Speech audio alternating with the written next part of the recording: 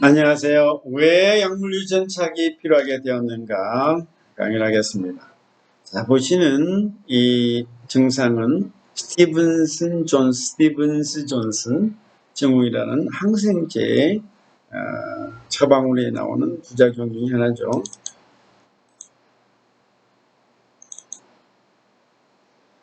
자, 한국의약품안전평가원에서는 의약품 부작용 피해구제 사업, 의약품 부작용 신고는 피해구제 상담 접수를 하고 있습니다.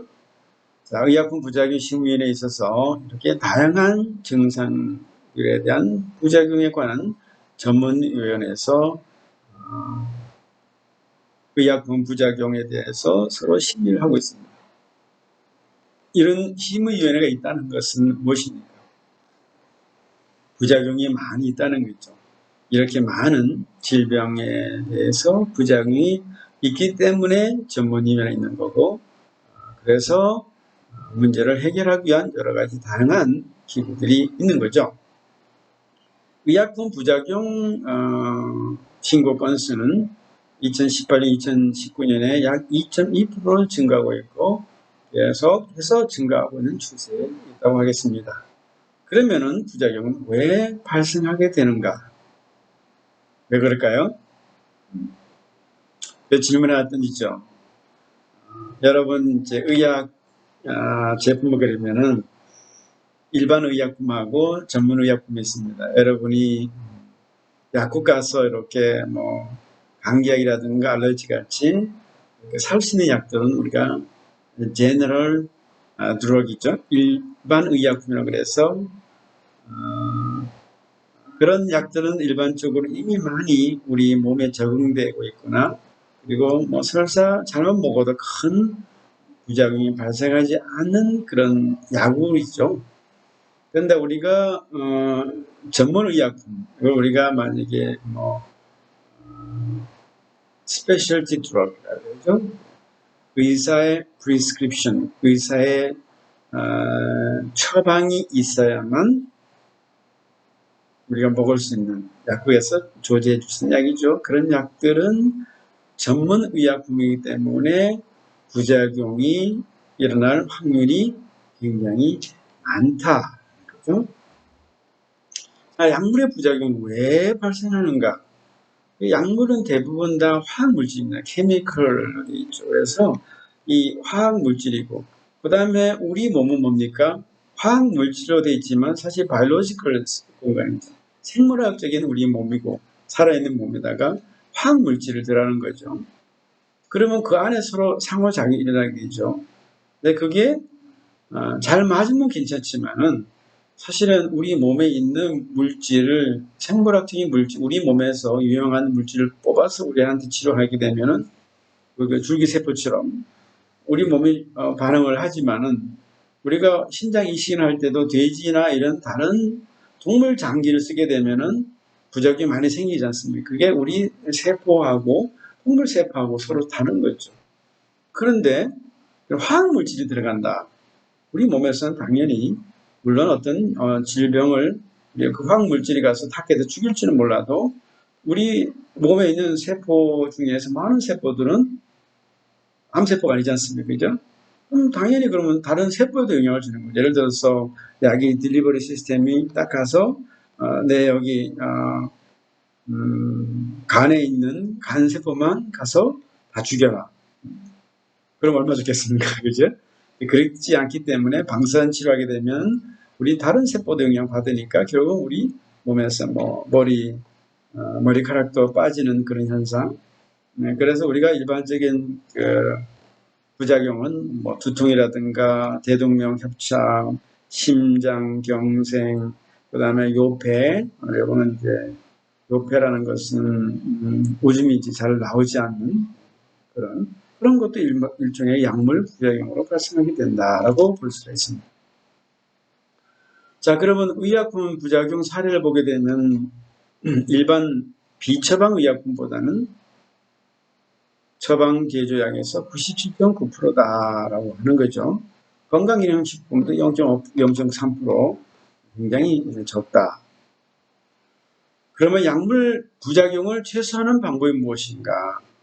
양리약하고 유전체약, 합친 게 약물 유전체약이죠. 약물 유전체약이 필요하다는 거죠. 그래서 약물 반응의 다양성을 결정하는 유전적 요소를 다루는 게 유전체약이고, 그 다음에 유전적 정보에 근거해서 개인의 약물 반응을 예측의 부작용을 최소화할 수 있는 게 바로 약물 유전체약이라 할 수 있는 거죠. 그 약물 유전체약은 크게 두 가지 단어, 양리학과 유전체약이 합쳐진 융합 학문인데, 하나는 약물 반응하고 유전적 다양성 두 개를 잘 매칭해서 각각 개인에 맞는 최적화된 약물을 처방하는 것이 치료하는 것이 궁극적인 목적이다, 이렇게 보시면 되겠습니다.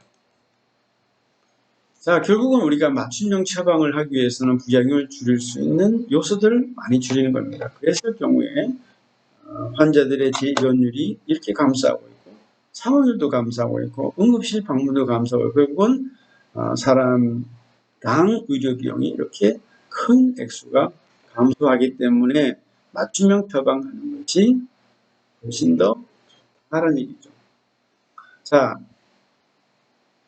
식품의약품안전평가원에서는 약물 이상 반응에 대한 한국인 원인 유전자 검증을 통한 부작용 사례 예방 체계 기반을 구축하고 있습니다.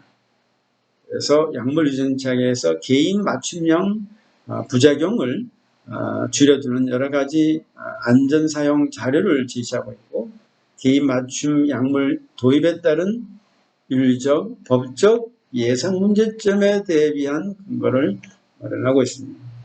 안전한 의약품 사용을 위한 약물 유전체 정보를 또한 제공하고 있습니다. 의약품 안전평가에 가게 되면은 약물 유전체에 사용하고 있는 각 질병별로 관련된 유전자들에 대해서 상세하게 설명을 하고 있는 것을 볼 수가 있습니다. 그러면 약물 유전체학은 여러 가지 관점에서 볼 수가 있습니다. 이 약물 유전체학은 급속히 나타난 새로운 분야로서 연구에 대한 막대한 노력으로 이전에는 상상하지 못했던 막대한 새로운 지식과 정보를 쏟아내고 있습니다.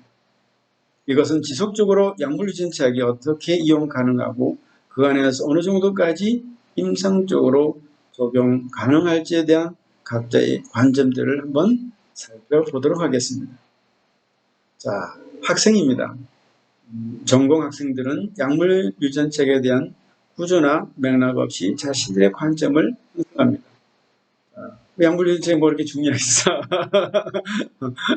수업을 들어야 하니까 듣는 거야, 이렇게 생각할 수 있습니다. 또한 약물 유전체 정보가 환자 치료에 적용하기에 복잡하다, 뭐 구태하게 청중이 되고 이렇게 하면 되는데, 그걸 뭐 조직 검사하면 되는데 유전자 검사까지 해서 그렇게 할 필요가 있냐 생각할 수 있습니다. 복잡하다 생각한다. 임상 중심의 내용이 부족해서 임상적인 적용과의 관련성이 미흡하다. 지금까지 그랬죠. 이게 유전자 정보 가지고 어떻게 임상적으로 실제로 우리가 째고 뭐 해서 확인하고 이렇게 제거하는 게 좋지, 우리가 뭐 유전자 가지고 100% 어떻게 신뢰할 수 있느냐, 이런 그런 생각을 가질 수 있는 건 당연한 거죠. 자, 전문가의 관점, 전문가는 이제 실제 의사분들이죠. 자, 약물 유전체 검사 결과를 해석하고 적용하는 책임을 맡을 준비가 되어 있지 않다고 생각한다. 예를 들어서 뭐 저희 나라의 의사분들은 약물 유전자가 뭔지도 모르지 않습니까? 그 당시 뭐 분자생물학 그게 발달하지도 않았고, 그 다음에 약사들에게 약물 유전자학의 교육적 필요가 전문적인 교육 과정에 충족되지 않을 때 생기는 약물 유전체 쇼크로 한다. 실제 현장에서 약사들이나 의사들이 그런 전문 교육 과정을 없이 지금 약사를 몇십 년째 하고 있는데, 약물 유전체학을 전혀 모르는 상태에서 이런 가이드라인이 오게 되면은, 예를 들어서 의사가 처방하는데 처방했을 경우에 이러이러한 당뇨병 환자는 이런 유전자 검사를 해야 됩니다라고 정해져 있으면 그것을 하지 않고서는 안 됩니다. 그래서 그 시험 결과를 보고 그 다음에 이제 처방을 하게 되는 거죠. 모를 경우는 이게 쇼크가 될 수 있다는 거죠. 자, 그래서 전문가 사례를 한번 보겠습니다. 전문가 사례 보게 되면 CYP2C19에 그래서 사이트크롬, 시트크롬, B450 2C19인데 이 유전자가 많은 질병 관련 대사에 관련되는 유전자입니다. 자, 이 얘는 자, 의사가 지금 약사한 데 처방했습니다. 공중약사 JT한데 앤더슨이란 나이 드신 의사가 약사한테 전화해서 내가 플라빅스를 처방했는데 플라빅스는 유전자 검사를 반드시 해야 되니까 환자가 오면은 유전자 검사를 할 수 있게끔 도와주라라고 이렇게 전화가 옵니다. 자, 그러면은 이 JP라는 이 약사는 고민합니다. 자, 첫 번째, 이 환자 유전자 검사 결과를 받고 나서 그 결과를 나이든 의사 앤더슨을 포함한 다른 사람들과 공유하기 전에 내가 알아야 할 기밀사항이나 합법적인 문제가 있는가? 두 번째, 만약 내가 유전형 검사를 행하지 않는다면 법적 책임이 따르는가? 반드시 해야 되는 것을 하지 않으면 이게 문제가 되는 거죠. 이 검사, 예를 들어 양성 예측도는 얼마나 정확하고 클리아에서 승인받은 실험실 어디인가? 클리아는 Clinical Lab Improvement Amendment 약자 이걸 그죠?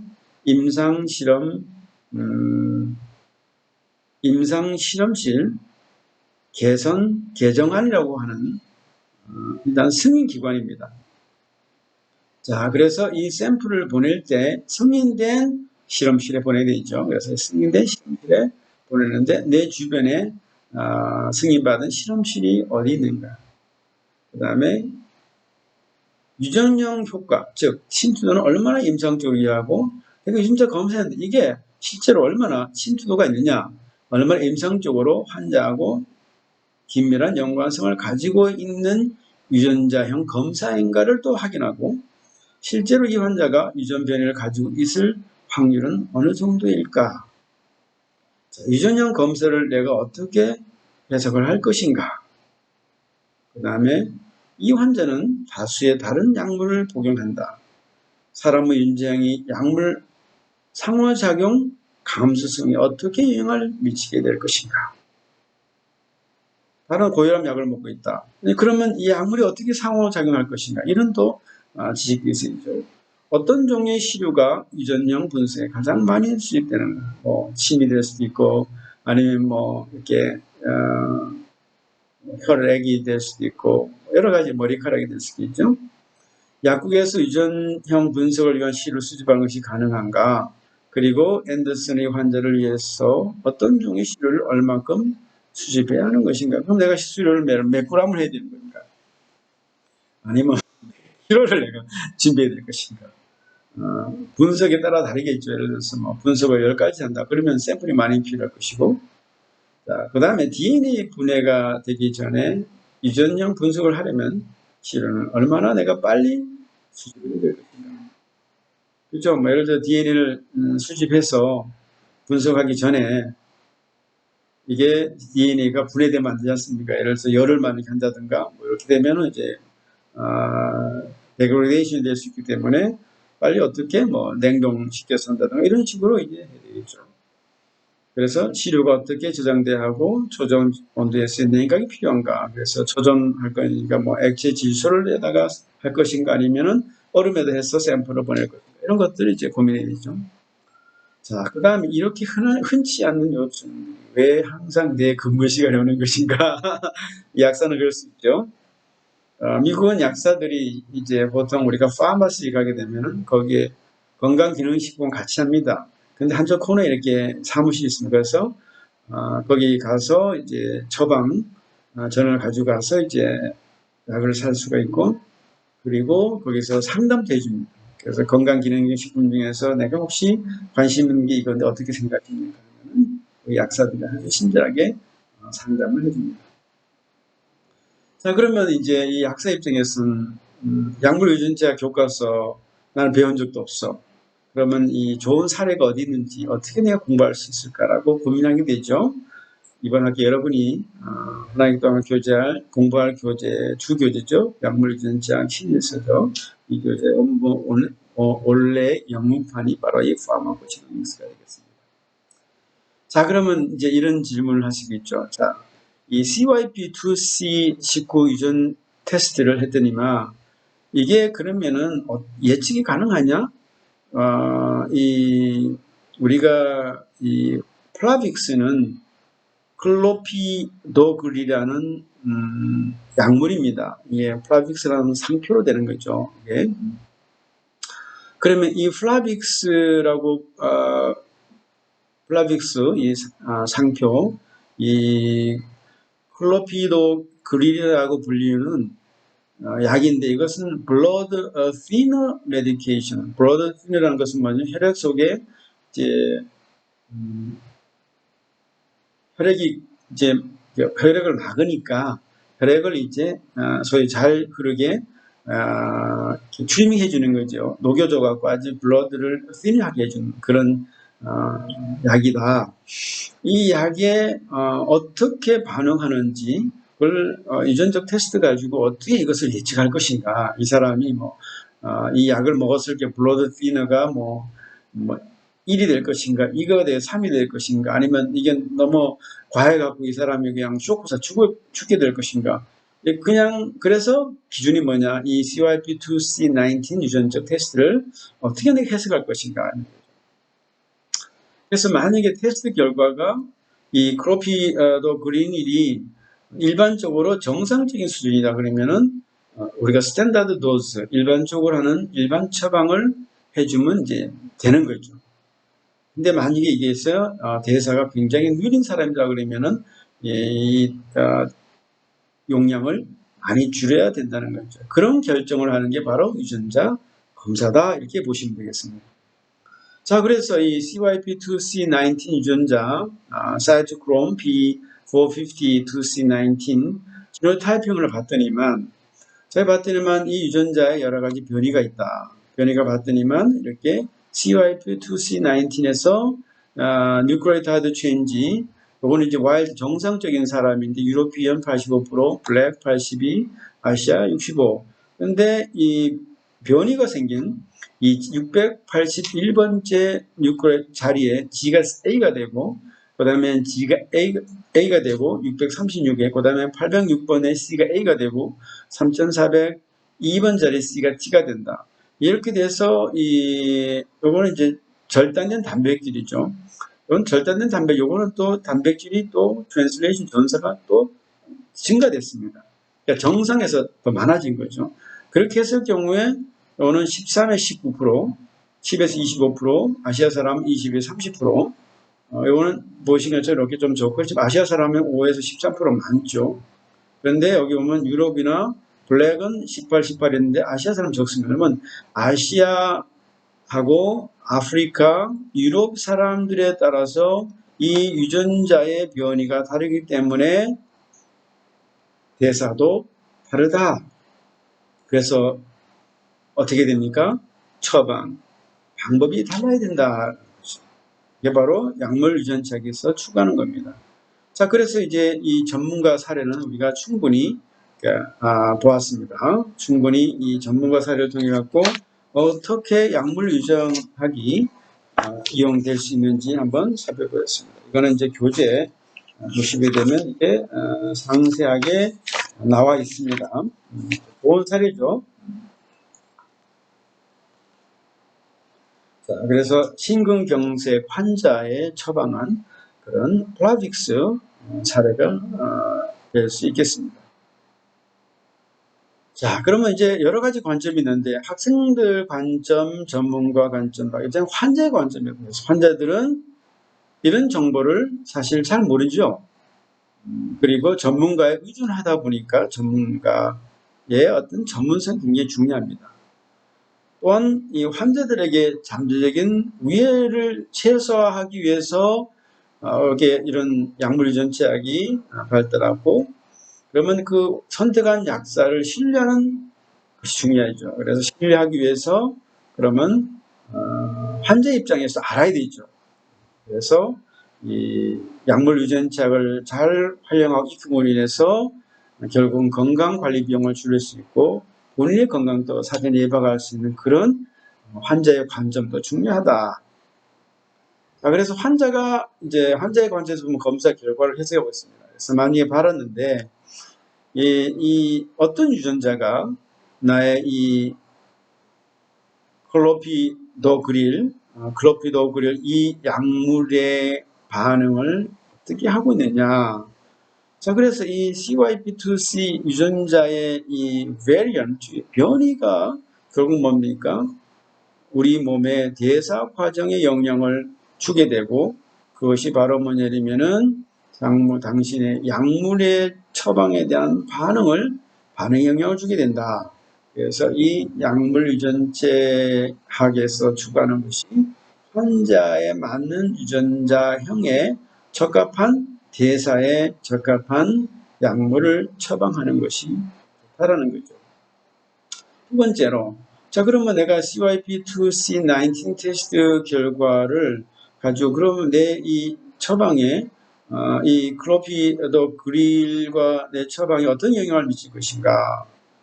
그래서 만약에 이 유전자의 변이가 있다 그러면은 결국은 뭐 당신의 건강 케어 프로바이더 의사가 아마 다른 처방을 요구할 것이다. 기존의 어떤 정상적인 처방이 아니고 여기서 CYP2C19의 변이 유전자가 있기 때문에, 그리고 그 약물 대사에 여러 몸이 반응하는 것이 다르기 때문에 다른 약을 하든가 아니면 용량을 조절해 줘야 된다라고 할 수 있는 거죠. 자, 최근에 이제 논문에 나온 내용인데, 결국 이 UPGX라고 유비쿼터스 파마코지노믹스라고 하는 여기 이제 근거해서 관련 교육 경험에 대한 논문 조사가 있습니다. 그래서 봤더니만 주로 전문가를 상대로 했습니다. I am familiar with. 그래서 의사들이 하는 얘기가 내가 익숙한 것들이 있는데, 예를 들어서 PGX가 뭐냐 알고 잘 모르고, 그 다음에 예를 들어서 이 파마콜로지 약물과 약물 대사에 대해서는 많이 알고 있습니다. 그리고 뭐 클래시컬 지네틱스 전통 유전학도 많이 알고, 이런 건 잘 모르고 잘 많이 알고 있고, 그 다음에 약물의 대사에 대해서도 많이 알고 있고, 그 다음에 이제 그러면은 이 PGX를 테스트를 결과로 하는 건 또 잘 모릅니다. 그죠? 자, 이 PGX라는 것은 유비쿼터스 지노믹스인데 유럽에서 실행한 거죠. 자, 그래서 봤더니만 어떻게 교육받은, 대학에서 교육받은 뭐 유전학이라든가 이 파마콜로지 앤 드럭 메타볼리즘 이거 다 했습니다. 근데 또 이 실제로 거기에 있는 직장 상사에 배운 게 있고, 컨퍼런스, 그 다음에 학술지, 인터넷 아니면 배운 게 없다. 그게 뭐냐면 이제 파마코지노믹스를 테스트를 해석하는 것은 배운 적이 없다는 거죠. 굉장히 많다. 그러니까 실제로 이런 그 약물 유전체학 교육을 많이 받지 못했다는 얘기죠. 그래서 이런 파마코지노믹스도 약물 유전체학은 대학에서 많이 배웠고, 그 다음에 있지만 그 다음에 컨퍼런스 아주 배우지 못했다, 이런 이제 전문가들도 있다는 거죠. 자, 학술 논문에 근거한 약사들의 약물 유전체학 교육에 대한 요구입니다. 자, 이거는 이제 1년에서 한 30명 이상까지 실제로 이제 의료계 종사한 의사분들을 대상으로 해서 조사를 했습니다. 조사했더니만 이제 보통 동의하는 것은 뭐냐면 이 약물 유전체학이 앞으로는 굉장히 중요하다. 그래서 이 약대에서는 반드시 가르쳐야 된다라고 하는 게 67%, 굉장히 많죠. 그 다음에 이 약물 유전책이라는 것은 나의 이 약대 커리큘럼에 있어서 한 부분이었다라는 게 31%, 31명, 나머지 없었나. 그러니까 지금 여기 약사분들도 예전에 교육을 받아갖고 이런 교육을 대한 전문 지식이 실제로 많이 부족하다 이렇게 보시는 거죠. 그러다 보니까 약사들은 should be required to have some knowledge of pharmacogenomics. 그래서 이 약사들은 반드시 이런 지식을 가져야 된다는 게 또 250명으로 굉장히 85%가 됩니다. 이런 식으로 보시는 것처럼 여기 보면 또 223명이 I should be able to provide information on appropriate use of pharmacogenomics testing. 그래서 이 약물 유전적 테스팅의 적절한 사용을 관련된 정보는 내가 반드시 제공해야 된다. 요즘 이제 의사들이 이렇게 제공을 꼭 해야 된다는 게 환자들한테. 그 다음에 또 이 테스팅을 우리가 실제로 어떻게 추천할 것인지도 해야 되고 이런 것도 굉장히 중요한 거죠. 그래서 pharmacogenomics will improve our ability to more effectively control drug therapy expenditure, therapy expenditure. 그래서 결국 많은 사람들이 동의하는 게 이 약물 유전체 학이라는 것은 결국은 우리가 좀 더 효율적으로 약물 처방을 하게끔 하는 데 도와주고 결국은 약물 처방 비용을 많이 감소시킬 수 있다라는 그런 이야기가 주였습니다. 이런 식으로 약물 유전책 왜 필요하고 각자들의 관점에 대해서 살펴보았습니다. 감사합니다.